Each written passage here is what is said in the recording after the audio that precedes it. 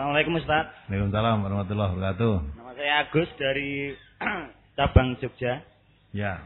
Saya ingin bertanya satu pertanyaan. Apakah semua ayat Al-Quran yang turun selalu ada asbabun nuzulnya? Dan mohon dijelaskan asbabun nuzul dari surat Ibrahim ayat 22. Terima kasih. Ya. Jadi tidak semua ayat-ayat Quran turun itu mesti dengan asbabun nuzul, tidak semua. Ya. Terutama ayat-ayat tauhid biasanya tidak pakai asbabun nuzul, ya. Jadi tidak semua, dari pertanyaan apa semua?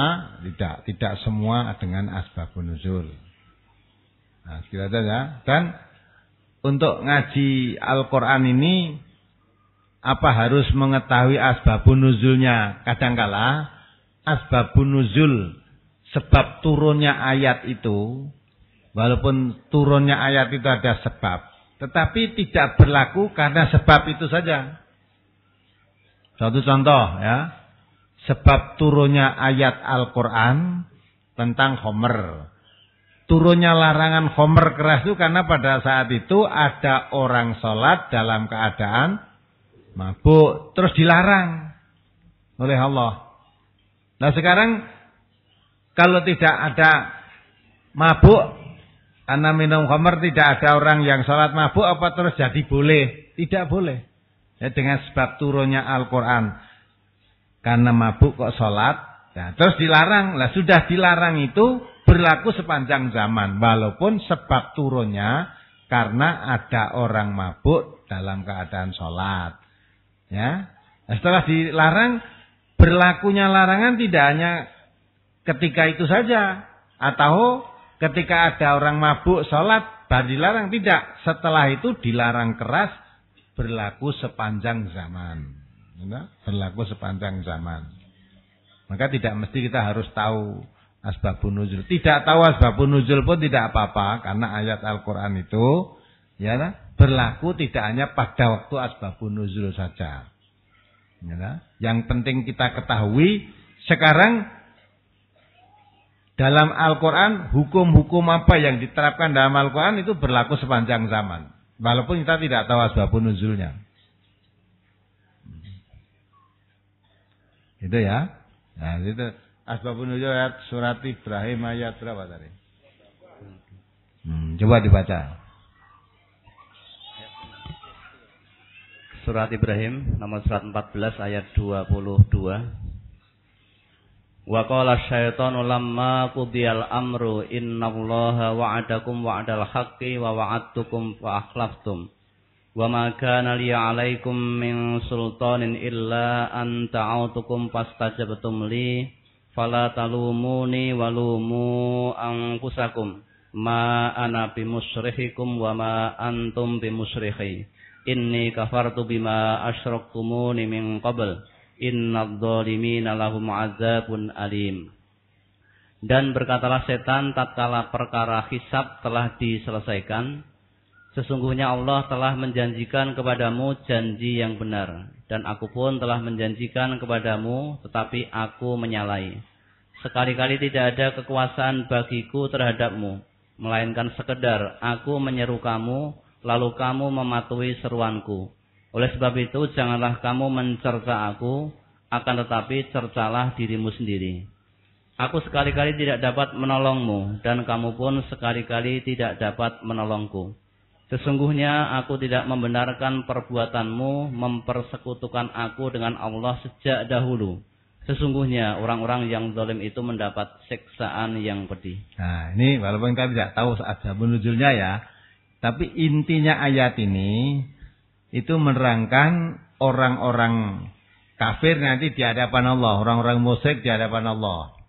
Orang-orang musyrik yang menyembah-nyembah setan. Ya, di hadapan Allah nanti yang disembah dan yang menyembah, yang mengikut dan yang diikuti itu sama-sama dihadapkan kepada Allah. Di ayat lain diterangkan ya, yang diikuti dan yang mengikuti ditunjukkan siksa Allah. Akhirnya yang mengikuti nanti karena merasa saya hanya diajak dia, malah diterangkan setan itu mendatangi dia dari kanan, dari kiri, dari samping untuk mengajak kamu. Dan orang kafir sampai berani menanggung dosa, kamu ikuti aku. Nanti kalau dosa saya yang tanggung, itu kan? Nah, ternyata di hadapan Allah orang yang diikuti tadi, yang katanya menjamin keselamatan, mau menanggung, cuci tangan. Dikatakan setan itu membujuk manusia, akhirnya bergerangan. Maka di situ diterangkan. Nah, dalam ayat itu, bagiku ya.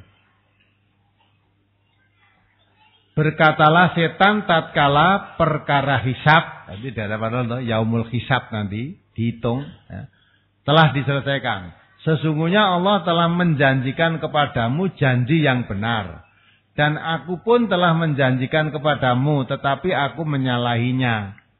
Jadi Allah telah menjanjikan kepada kita manusia janji yang benar, dan menyatakan manusia ini supaya menyatakan musuh dengan setan. Wala tatabi'u khutuwati syaitan innahu lakum aduwwum mubin. Sudah dinyatakan oleh Allah. Jadilah setan menjanjikan.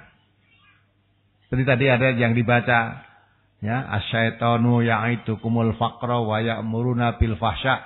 Setan menjanjikan kefakiran dan mengajak kamu supaya bakhil. Ya. Kalau kamu nanti jika infak di jalan Allah, kamu tidak akan cukup. Lah itu janji yang diberikan setan. Ya tak? Maka itu kalau Allah menjanjikan disuburkan hartamu. Janji Allah dengan janji setan itu lain. Lah Allah menjanjikan yang benar. Tetapi kalau setan menjanjikan yang salah. Ya kan? Sekali-kali tidak ada kekuasaan bagiku terhadapmu. Melainkan sekedar aku menyeru kamu. Lalu kamu mematuhi seruanku. Jadi kalau kamu tak ajak, tak seru, ya, kamu tidak mau, saya tidak ada kekuasaan memaksa kamu. Misalnya tadi bahwa rasa ngaji wae, tuku gembus. Nah, itu setan, ya. Pengaruh ngaji dialang-alang itu kan setan, ya. Nah, ternyata tidak bisa memaksa. Bapak ini ternyata berangkat ya sampai sini kan ya bisa toh. Nah, nanti kalau di sana, nanti pada yaumul hisab, andai kata bapak itu terus tadi betul tidak ngaji, nanti dia mengelak di sananya. Nah, aku bisa maksa kowe toh. Aku mau menyeru, mau ngajak, mau ngelekke aja ngaji, tuku gembus wae. Nah, kowe gelem kok. Nah, ora gelem napa aku ya iso maksa. Gitu lah, setannya nanti begitu ya. Dan memaksa kamu, melainkan sekedar menyeru kamu mematuhi seruannya. Oleh sebab itu janganlah kamu mencerca aku, akan tetapi cerca diri sendiri. Maka kalau sekarang di hadapan Allah kamu mengikuti jalanku, jangan menyalahkan aku.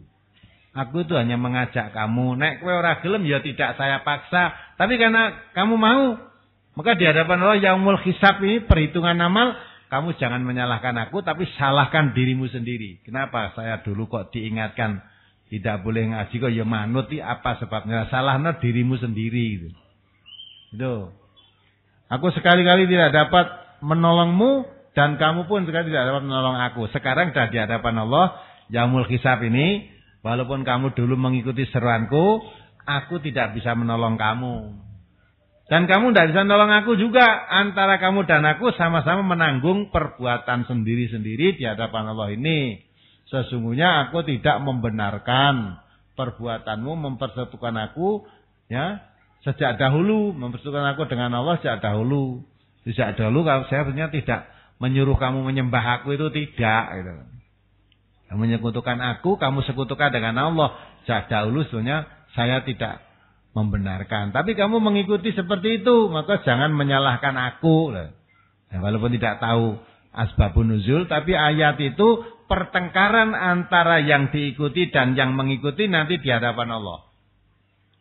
Yaumul hisab nanti. Lalah kan wong yang dijak, aku mau dijak kae gitu. Nah, sing ngajak mau cuci tangan. Apa mau ora gelem apa tak paksa to? Nang kowe melu dhewe gitu kok. Lah, masing-masing maksudnya di hadapan Allah nanti antara yang mengikut dan yang diikuti sama-sama tanggung jawab sendiri, tidak bisa saling melemparkan tanggung jawab. Ya Allah, saya mengikuti ini karena mengikuti dia. Saya salah kan mengikuti dia. Di hadapan Allah nanti ditolak semua. Akhirnya usul toh. Kalau begitu ya Allah, lipatkan 2 kali siksa dia daripada aku. Dan mengancam, andai kata saya nanti kembali lagi ke dunia, saya sudah tidak sudi lagi mengikuti kamu. Gitu lah. Itu orang yang mengikut. Di dalam surat Al-Baqarah ayat 166, 167 nanti dibaca di rumah. Ya, mari diakhiri. Ya, Assalamualaikum warahmatullahi wabarakatuh. Demikianlah para pemirsa semuanya, pembahasan kita untuk pertemuan kali ini. Semoga menambah khasanah ilmu yang kita miliki. Wassalamualaikum warahmatullahi wabarakatuh.